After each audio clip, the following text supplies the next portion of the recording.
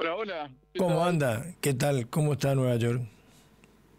¿O estás en no, ¿cómo está Nueva York? Vos estás en Washington, decía, pero Sí, Nueva York no sé cómo está, en Washington está eh, lloviendo en este momento, bajó bastante la temperatura, todo muy bien, y bueno, ya están en invierno, ¿qué con, querés? Ya está a punto de con la entrar. visita, sí, sí, sí, sí, con la visita hoy del príncipe Ben Salman, que fue recibido por Donald Trump en la Casa Blanca, todo Washington con las banderas verdes del Reino Saudí, a modo de bienvenida. Estamos todos árabes.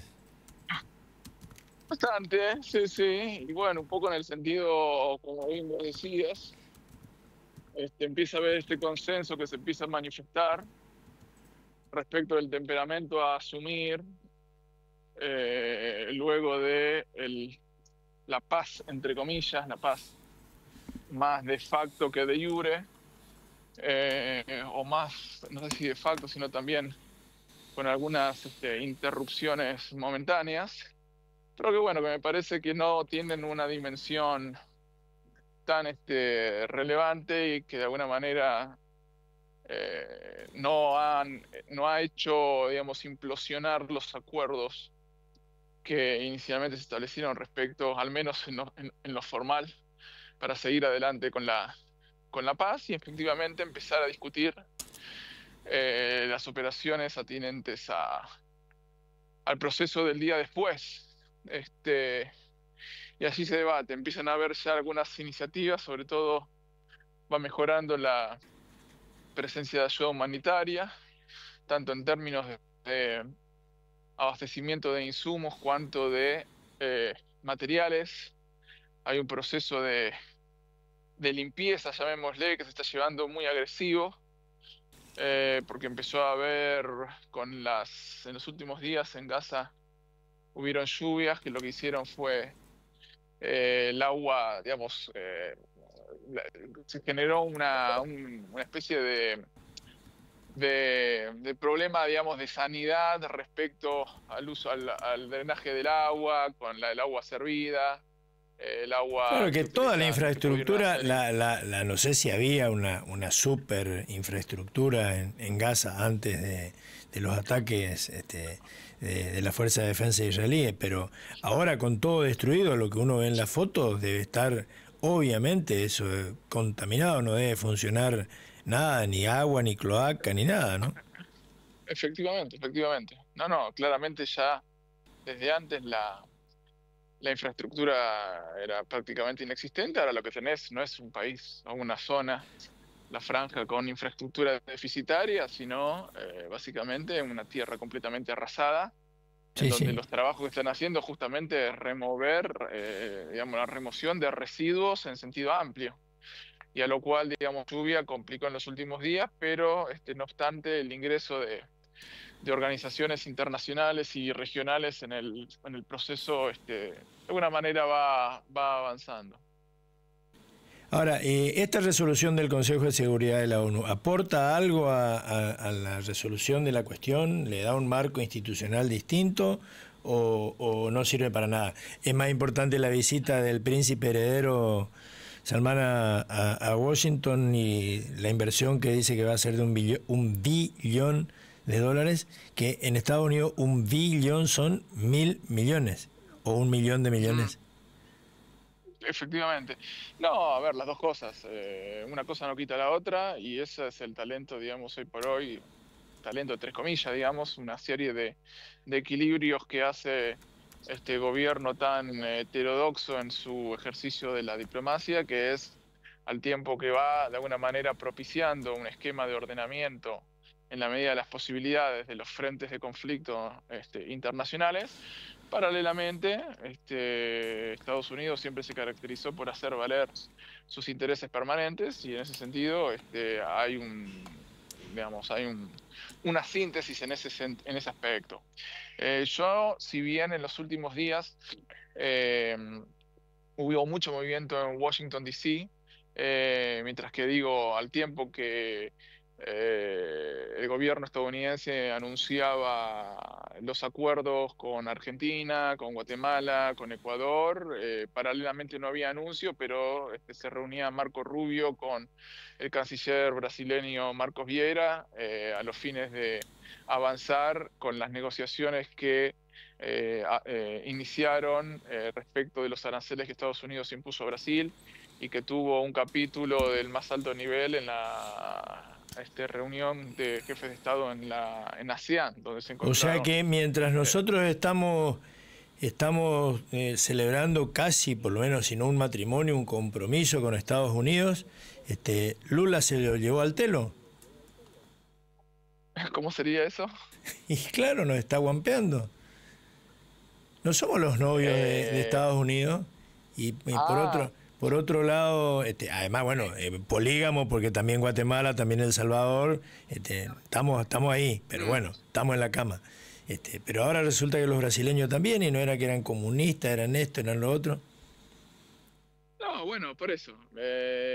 Lo que hace, digamos, Argentina me parece que eh, la relación entre Argentina, una cosa es la relación eventual que pretenden establecer los sectores de poder, digamos, entre Estados Unidos y Argentina, y Ujú. otra cosa es la relación entre Donald Trump y Javier Milei. Me parece que son dos cosas distintas. A ver, ¿cómo es eso? Entonces, sí, digamos, por un lado van las cuestiones que, digamos, llamémoslas, que hacen a los intereses bilaterales, a los actores involucrados, y, digamos, y por otro lado van la relación personal y el acuerdo de índole político, cultural, de posicionamiento internacional que han establecido Donald Trump y Javier Milei. Entonces, me parece que hay que hacer una especie de agudizar un poco la vista cuando uno intenta analizar esas cosas, Pero vos creés porque te que, vas a a encontrar. ver, vos que estás ahí y lo seguís a Trump todos los días, ¿podés creer en las manifestaciones justamente amorosas, de cariño de Trump? Si un día se enoja, te reta, te insulta y al otro día te abraza, te besa, y esto lo hizo ya con todo el mundo. Escuchame, lo maltrató a Zelensky, después lo maltrató, decía barbaridades de China y no te digo que se abrazó y se besó, pero casi con Xi Jinping, y podríamos dar mil ejemplos. Con Lula lo mismo, de repente descubrió que era simpático y agradable y que tenía que reunirse con él, y de repente, no sé, te puede hacer, yo temo que le haga en cualquier momento a Milei lo que le hizo a Zelensky si por algún motivo no le gusta algo que diga o haga la Argentina o que diga o haga el propio Milei en persona, ¿no? ¿Vos decís que Bueno, eso será. soy muy mal pensado yo? No, yo creo que hay que hacer, como te digo, tratar de no dejarse llevar por las simpatías, las antipatías, las pasiones momentáneas y Sí, pues. tratar de entender a qué juegan estos actores. Ujú. Es cierto que Trump tiene una modalidad muy particular, muy heterodoxa. El otro día una de las cosas que eh, a la vez que hizo los anuncios, que el gobierno estadounidense hizo los anuncios de acuerdo con Argentina, Ecuador, Guatemala, El Salvador, hizo lo propio también con Suiza. Y una de las, no sé si circuló en Argentina, una de las noticias, o no noticias, uno de los videos que él obtuvo del gobierno suizo, un Rolex de oro, y cuando lo filman recibiendo el presente, dice, ay, esto me encanta, entonces les voy a bajar los aranceles. Y efectivamente después el anuncio fue más beneficioso. Probablemente la gente, un poco apresurada, interpreta que efectivamente sí, Trump tomó su decisión en el momento en que le regalaron un reloj de los más caros del mundo. Quienes nos dedicamos a esto creemos que no, que él está diciendo algo que en realidad no es verdad y que eventualmente esa decisión que toma el gobierno de Estados Unidos en materia arancelaria con Suiza va muchísimo más allá de Sí, ese pues. obsequio que le hacen, porque además probablemente este hombre, que es un multimillonario, tenga varios de esos relojes. Yendo al punto en cuestión que vos me estás planteando, él siempre fue muy claro respecto de la amenaza que representaba a China para los intereses estadounidenses, pero siempre fue muy respetuoso y reconoció siempre el talento, la habilidad de Xi Jinping. Jamás hubo una sola palabra improcedente para Xi Jinping, y de hecho la última vez que se reunieron, él dijo, es uno de los más duros negociadores con los que me he sentado, que básicamente, proviniendo de Donald Trump, es un elogio. Sí, pues, sí, más vale. Finalmente, hay que entender también que, a diferencia de aquella sobreanalizada reunión que hubo en el despacho del Salón Oval entre Donald Trump, el vicepresidente J.D. Vance, y el presidente Zelensky, que casi es el ejemplo que todos amamos poner para ver qué tan malo es Donald Trump.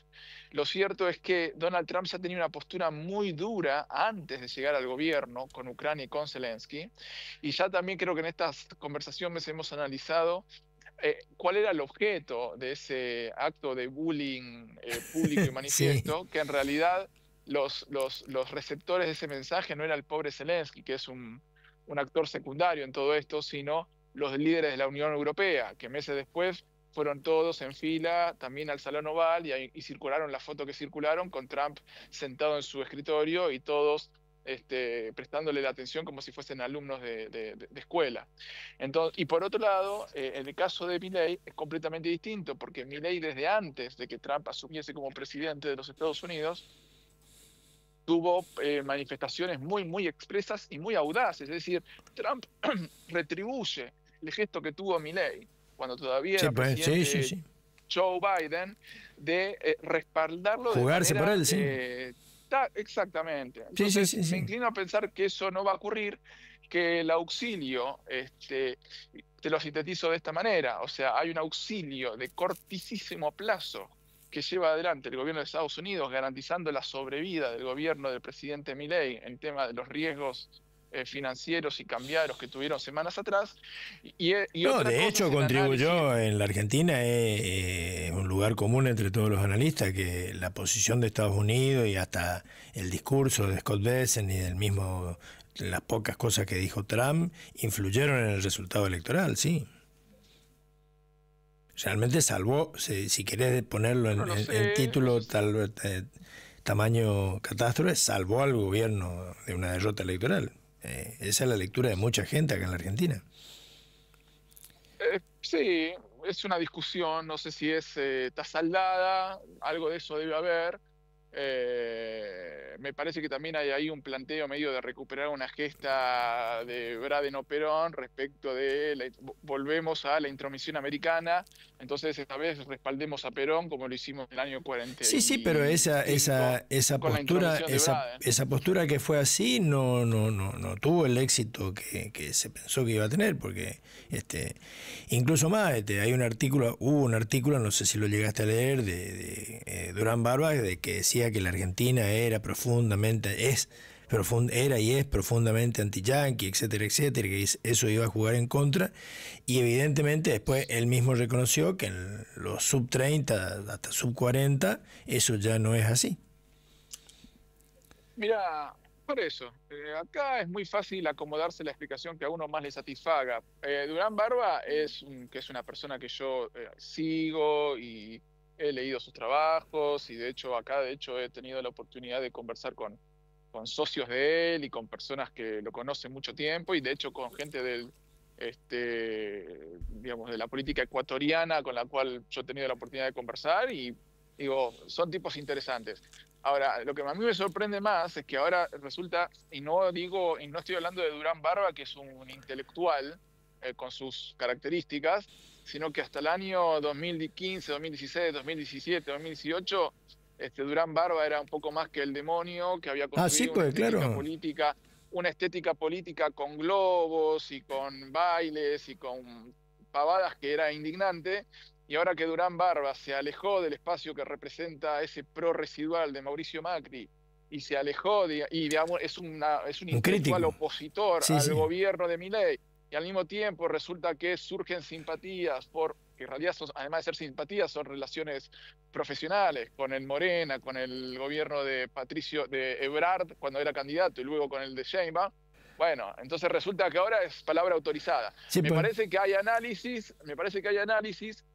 que tienen un grado de asertividad a veces y que en realidad lo que encontramos es lo que Nassim Nicolás Taleb en su Cisne Negro habla de la narrativa, digamos. Cuando aparecen los cisnes negros, los especialistas a quien él critica, Nicolás Taleb, construyen narrativas que permiten que ex post el Y sí, acontecimiento, pues, ex post el cine negro, nosotros resulta que digamos, era por esto. y Y la lógico. verdad que, bueno, Y entonces, ese, Nico, digo, hablar con el famoso hablar con el diario del lunes. efectivamente, Sí, pues. efectivamente. Entonces, yo no lo sé, discuto esa tesis del antiamericanismo, No, puede antes era haber más o una... menos, pero yo percibo, por lo menos en los jóvenes con los que trato fundamentalmente en la universidad, que está muy, muy, muy diluido. Fundamentalmente Sí, porque pero antes vos hablabas con los jóvenes estudiantes de abogacía y más o menos sabía la doctrina Monroe, sabía la doctrina Drago, sabía, qué sé yo, algo de la Guerra Fría, sabía algo de los no alineados. Hoy los chicos están directamente en bola, para decirlo lisa, clara y llanamente. No tienen una información y menos formación acerca del rol de las grandes potencias, del colonialismo, nada.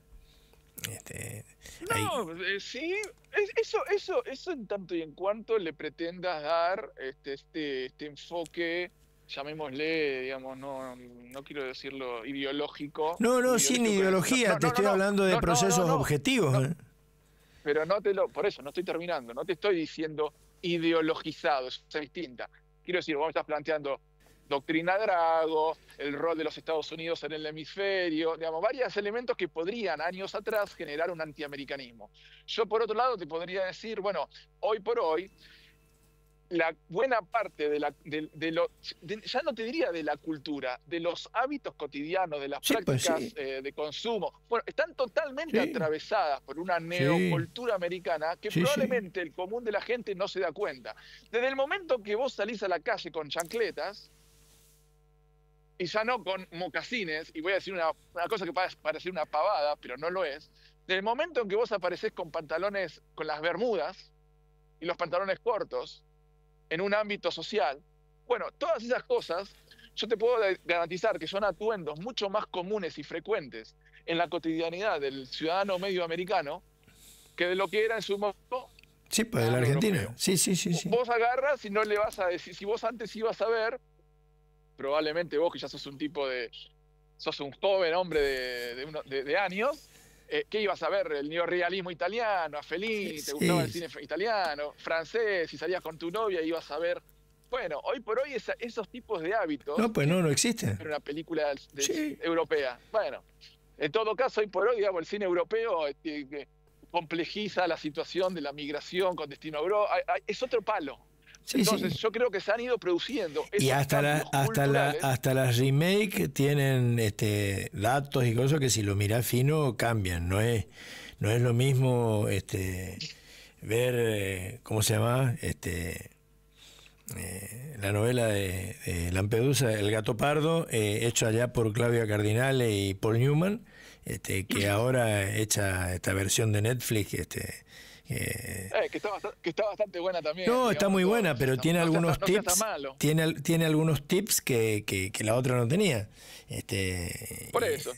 Así como Fito Páez canta que Rosario siempre estuvo cerca, Miami, Nueva York, Houston siempre estuvo cerca, tenés vuelos directos que valen $600 y que llegás en una noche. Me parece que también habría que ver, así como las encuestas no proyectan un solo acierto en términos políticos, es probable que estén distorsionando algunas apreciaciones. Y te voy a decir una cosa más, y con esto termino y te cedo la palabra o lo que vos quieras. Fíjate vos que muchos encuestadores lo que dicen es, cuando vos medís opinión pública, o cuando pedís imagen, y cuando después medís votos, ¿no? Sí, pues. Son cosas Sí, sí, sí, sí. completamente Sí. distintas. Entonces vos podés tener una imagen o te podés tener una opinión de Estados Unidos, de los Yankees, de la cultura americana, y después es los votos. Son dos cosas completamente distintas. Sí, sí. Absolutamente. Y de una elección, Estados Unidos es aquello que todos aman odiar. De una elección a otra tenés resultados absolutamente diferentes que si no hilás muy fino resultan en principio inexplicables. Bueno, pero contame de la resolución ¿Qué hacen? Resolución de Naciones Unidas, aprueba el plan de Trump para Gaza, China y Rusia se abstienen y en su discurso critican duramente el accionar de Estados Unidos. Votaron por no votar en contra. ¿Qué va a pasar? La autoridad palestina está contenta, parece, por las últimas noticias que estoy viendo. La presidencia palestina celebra la resolución de la ONU sobre Gaza y urge implementarla, dice la agencia EFE. No, precisamente, esto nosotros ya lo habíamos visto, esto simplemente viene a darle una especie, dijimos de facto, ahora pasamos al de iure, o al menos en términos de un marco normativo que genera un consenso más o menos tácito, que los países como China y Rusia se abstengan con un discurso en contra. Bueno, es como decía Matzkin, ¿te acordás del diputado Sí. pampeano? Bueno, el discurso es para la oposición y la ley es para el oficialismo, ¿no? Y todos contentos. Entonces, es un poco ese sentido, es un reconocimiento, digamos, al acuerdo, ya que efectivamente en el proceso en el que estamos, digamos, lo lidera el gobierno de Estados Unidos en la figura de Donald Trump y están dando de alguna manera una luz verde para que prudentemente avancen en los términos acordados. Me quedan, ya no sé, no lo tengo acá presente, pero o en el discurso, en el mensaje del embajador chino o del embajador ruso, decía algo que me quedó haciendo ruido, que esto, así como está previsto, va a generar la división definitiva entre Gaza y Cisjordania, que van a ser dos cosas diferentes. Y ahí me quedé pensando, malintencionado, con ya sabe afecto a las teorías conspirativas, si esto no es una apuesta justamente a concretar la propuesta inicial de Trump, hacer de Gaza la Riviera de Gaza.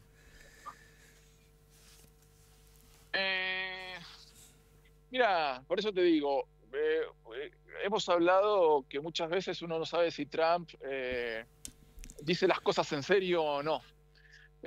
Ahora, lo cierto es que es indudable que, como habíamos conversado en otra oportunidad, la diferencia que tienen estos acuerdos respecto de los acuerdos anteriores, Camp David, etcétera, Oslo, es que hay un rol muy activo, determinante, de los países árabes de la región. Sí, países árabes que no son hoy países antioccidentales, países que tienen una excelente relación con el gobierno de los Estados Unidos, sí, pues. Países o dirigentes de altísimo nivel y que han encontrado canales de diálogo o back channels, digamos, como canales de diálogo, no solo los formales, sino también los informales, con altísimas autoridades del gobierno de Estados Unidos. Entonces yo no sé si el proyecto es la Riviera de Gaza, pero es indudable que desde el momento que participen estos actores, a mi juicio le da un plus completamente novedoso, y que también es lo que explica este argumento. Y más te puedo agregar ahí un plus más novedoso y decididamente también, esto corre por mi cuenta, teñido de lo que estábamos diciendo antes, de una postura en el caso de los países árabes mucho más mercantilista, pensando en las inversiones y en las ganancias, en el rédito, que de principios del islamismo, del antijudaísmo, y hasta de, acordate, la postura casi cercana al socialismo que tenían los dirigentes árabes de la década de los 60 o los 70. Sí, no, eso, digamos, hoy claramente no está ni por asomo en la discusión, que eventualmente los países hayan acordado también rentabilidad económica y proyectos de envergadura, es algo completamente razonable. No existen santos en el sistema internacional, y el problema, digamos, de los países de los países árabes no es el anti-judaísmo, cuanto más ciertos derivas fundamentalistas del propio mundo islámico. Entonces, me parece que no, el canciller del Arabia Saudita, que acompaña a Ben Salman, que es su primo, fue uno de los más importantes ejecutivos de Boeing. Que justamente en un viaje que hizo Donald Trump a Saudi Arabia, comprometieron la compra de no me acuerdo cuántas unidades para Arabia Saudita. Es decir, me parece que a ese nivel, y estos actores están mucho más occidentalizados. En otra lógica. Completamente. No son, me parece que hay que... No son Nasser. Sí. No son Nasser, ni Gaddafi, ni Arafat, ni Sadat. No lo son. Sí. Gracias, Alfredo. Seguimos la semana que viene a ver cómo evoluciona esto. Muchísimas gracias. Un saludo grande a todos. Don Alfredo López.